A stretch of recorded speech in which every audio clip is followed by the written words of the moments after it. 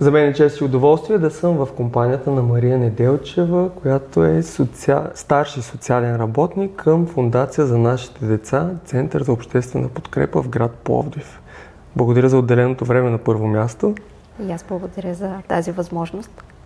Мария, какво стои зад програмата за деца и родители в Фондация за нашите деца? На първо място зад програмата стои един много високо квалифициран и сплотен екип, който работи с много голяма мотивация и желание. Тази работа не е никак лесна, но хората, които работят тук, я работят с цялото си сърце.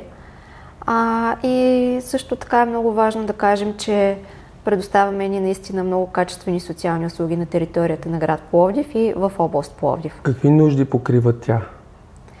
Работим предимно с деца и семейства в риск, такива с затруднения в развитието, като имаме многообразни програми, като например работим с групи за подготовка на кандидат-осиновители, имаме дежурства в болници, в родилни отделения, където всъщност имаме възможност да консултираме млади майки, непълнолетни родилки. Програмите ни са доста разнообразни и смятам, че успяваме да покрием така една голяма група от хора, които наистина имат нужда от подкрепа в правилния момент. Какви резултати наблюдавате и при родителите, и при децата, когато се включат в една такава програма? Всичко е доста индивидуално, но като цяло мога да кажа, че подкрепата ни е доста смислена там, където има нужда от нея. Понякога имаме семейства, които се нуждаят от финансова подкрепа, от консултации с специалисти, от просто един разговор с някой, който да ги изслуша и да им даде някаква насока за конкретния проблем или да ги насочи към допълнителен специалист.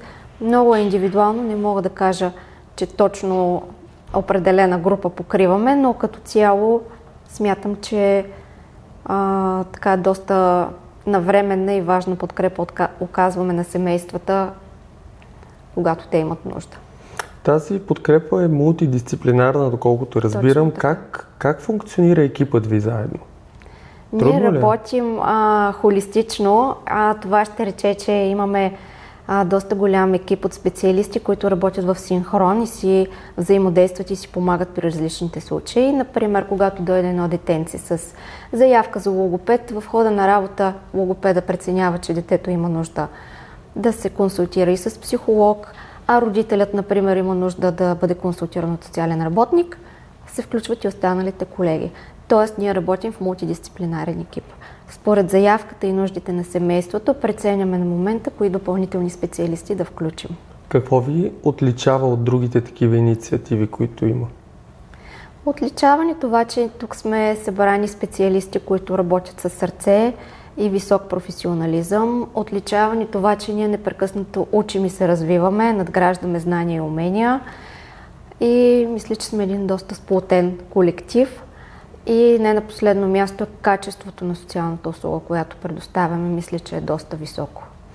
Може би не можем да дефинираме различните семейства под общ знаменател, защото всяко изживяване е различно, но кое е най-смисленото преживяване по време на работата ви тук с дадено семейство и дете?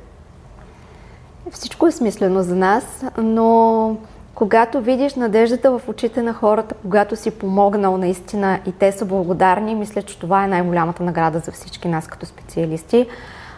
Не винаги успяваме да доведем нещата до щастлив край, но понякога дори мъничката подкрепа е много важна за тях и смятам, че това е безценно.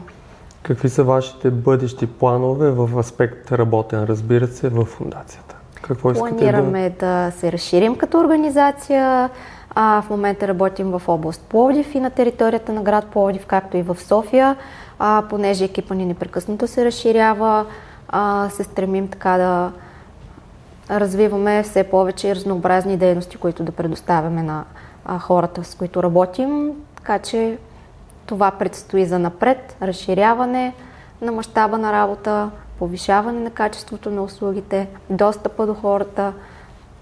Като старши социален работник, смятате ли, че обществото ни има нужда от подкрепа? Да. А как да я потърсят и да не се страхуват от това? На първо място да не се притесняват да признаят пред себе си, когато имат проблем и се нуждаят от помощ, и на второ място да потърсят съответния специалист, без това да ги притеснява по някакъв начин или да мислят, че ще излязат извън някакви рамки.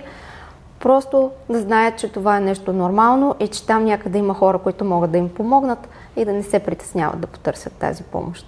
Благодаря ви за този разговор. И аз благодаря.